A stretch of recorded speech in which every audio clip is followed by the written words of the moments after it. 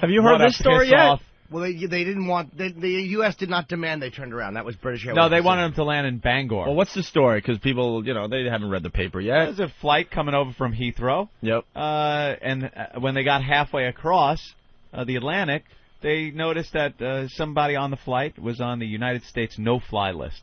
They got a whole list of people that, not necessarily terrorists either on this list. Yeah. They're some people that just have dealings with people that are suspect of being terrorists.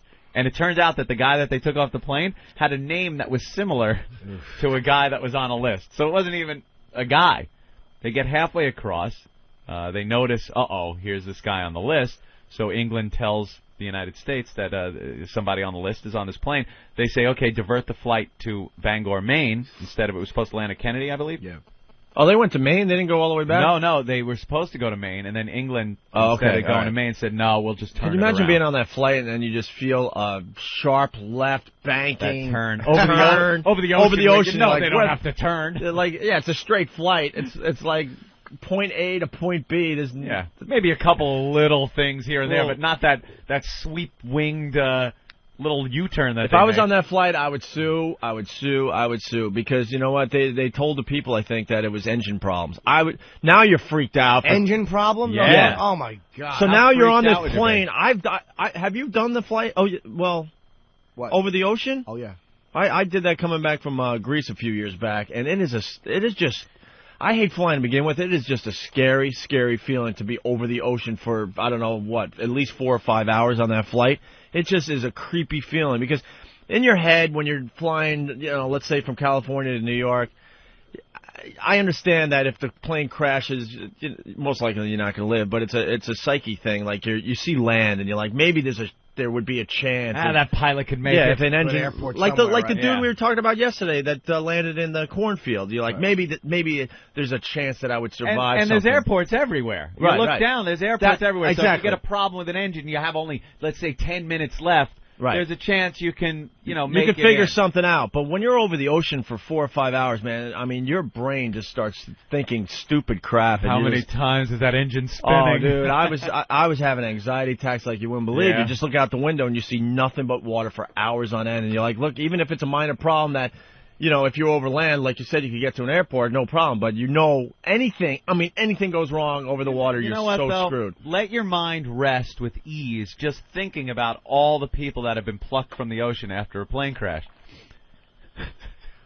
How many times have they gotten survivors in the ocean? I will say this, so rare. I think the number would be 0. When is the last time a plane went down like that over the ocean, like just for mechanical problems? I cannot remember. I understand. Problems? How about Pan Am? That was an explosion. Or no, over Lockerbie. That was a that was in the ocean. TWA. An explosion. It wasn't terrorism, though. No, that was a mechanical problem. And more conspiracy theorists will start popping up. But that was the Navy. They were firing at a guy in row C5. 5C, stupid. In row C5. But that was a mechanical problem. No, dude, I think what Opie's talking about is... It's more of a paranoia that overcomes it, is what I'm saying. Because I know, whatever, you crash, you're dead. Well, he's not talking about an explosion. You're talking about, like, a problem where they go, we're going to have to put her down and just get this fixed. Right. And whereas over the ocean, you don't have that option. Yeah. Explosion's an explosion. You're dead anyway. If you're over, Duluth, you're dead. But getting back to the story, so now, the pilot says we have engine problems, we have to turn around. Holy ass, I'd be out of my mind. Now you're freaking out thinking engine problem. Are we going to make it? That's all you think. Are we going to make it? Just say there's somebody on board that is on a no-fly list. Yeah. And then everyone could go peeking around, play games. Who is it? Just tell him what seat he's in. Yeah. The guy in C5. Improv zilch. The darker-skinned gentleman with the rag on his head. Yeah. Oh, it's a potential terrorist. So they turned the plane around. Yeah, they had to turn around. What a bitch that would be. You're halfway through your flight. When you're on those planes, you're just looking at your watch going, all right, halfway there. And now the rest of the time that you would have spent getting to New York is just spent getting back to where you started. Ugh. So you're 6 hours late at least. Ooh, and then they take you off, and then you got to get back on, and you now start all over again. This guy, Rob, makes a great point that I thought about, too. Rob from Long Island, go ahead. What's up, guys? Hey, Rob. How you doing, Jelly Tits? I'm good. How are you? I'm not bad.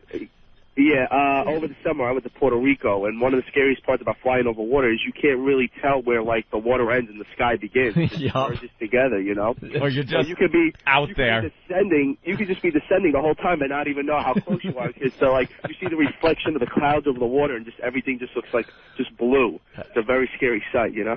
That might have been the thing that did JFK Jr. in. Just thinking of that as you said. They think that actually the is. haze. Yeah, the haze got him. But he's so right. When you're flying over water, you're like, oh, my God, does this pilot know what's going on? I can't figure the sky and the water thing out. We dropped through, when we landed at Kennedy, when we came back from Vegas, we dropped through the cloud layer, which was really low. Yeah. And you're in clouds, which is a little, a little nerve-wracking when you have no view, because the pilot's got the same view of just cotton candy in his windshield. But he knows what he's doing, the instruments and stuff. But you drop through that cloud layer, we were so close to the water when we dropped through, it was like... You see the ships, these huge cargo container ships going, and you're right over the top of them. Little creepy when you're over the water. I got two really quick stories. I could trump that. We once landed where we never got out of the clouds. Because I guess it was clouds and fog. I don't know. Oh, yeah. And also we hit the runway. Holy S. Yeah, you don't even know where it is. You're just in the clouds, right to the runway. I'm just assuming, like you said, you're going to drop out of the clouds, you'll see the ground, all right, then you can take a deep breath. I hate flying like Jimmy. And all of a sudden, we just hit. We just hit. Thud of a landing. I'm like, holy crap. You don't had know no what idea that we were only, 100 feet off the ground, and finally hit the runway. That's great. And then the worst experience ever. I was actually on a flight where half the plane started screaming bloody murder. No joke. I thought I was dead, dude. I was convinced OJ on this the plane? is it. No, I was coming back on our hiatus on JetBlue, L.A. to New York, and right outside New York, nasty thunderstorms. This is where the pilots, they just have to explain what's going on a little better. Like, they know we're going into a front or whatever, I guess, and they know it's going to be quite bumpy and maybe really bumpy. I don't know. If they could just calm me down a little bit, going, look, the next 5 minutes could be a little crazy, but don't worry about it. It's normal, and we know how to get through this. They know all this stuff, but they've been through it so many times. They don't have to tell you. Why do they have to tell you? They're going to be fine. They understand it. So, out of nowhere, dude, we hit turbulence that the whole plane went up on the right side. I don't know how. I could exaggerate, I don't know, but it felt like at least a 45-degree angle, if not higher. Like a blast from the... It felt like we got hit by something, is what I'm getting at. Like, I don't know, a missile, another plane, I don't know. But it was such an impact from the right that pushed the whole plane upwards a bit. How high, I don't know. I don't want to exaggerate, but enough where everyone grabbed the seat in front of them and started screaming.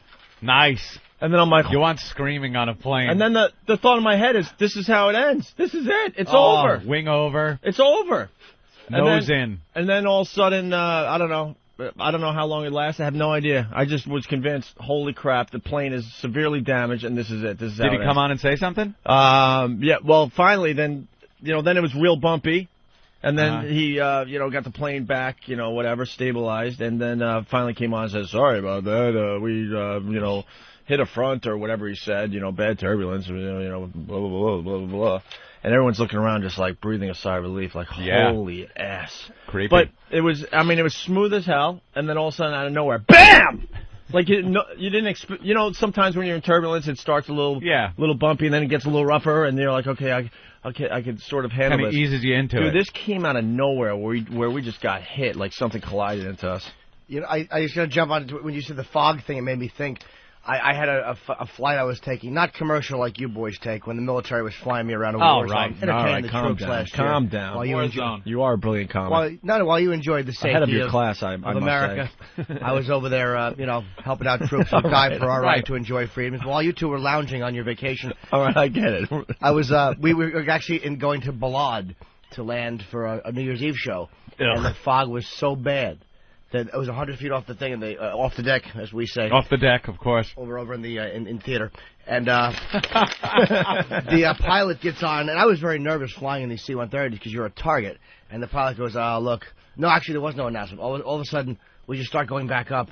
And I talked to the guys in the back. I'm like, oh no, what's going on? There are guys looking out the windows to make sure that you're not fired at. Right. And they're like, yeah, man, we got to make it a landing somewhere else. He can't see the runway, so we have to divert to Mosul. which is a very, very hot zone. Yes. Even back then, it was brutal. So we had to land in Mosul because of the fog. Oof. And I'll think of all this lovely flying stuff while I'm on my plane this afternoon. At 2:45, I have a flight to Chicago. Chicago. I'm not going to talk about stupid zanies tomorrow and Saturday. It's not important. The fact is, I just want to get there safely. 847-549-6030. Isn't there a couple zanies, though, in Chicago? I'm going to Vernon Hills. The one in okay. Chicago. I'm going to Vernon Hills. Vernon Hills. Vernon Hills. Fun. Go see Jimmy if you're in Chicago in the middle of area. winter should be fine. That's why I'm flying in today, because I don't trust the weather. I don't think there's any problems. Oh, no. Oh, you can have a lot of problems. No, I don't think. You'll be fine. How annoying would it be if everything you said, like in like sarcasm, I just addressed seriously? Like, no. No. You could. Well, that's what Lady Di does, so.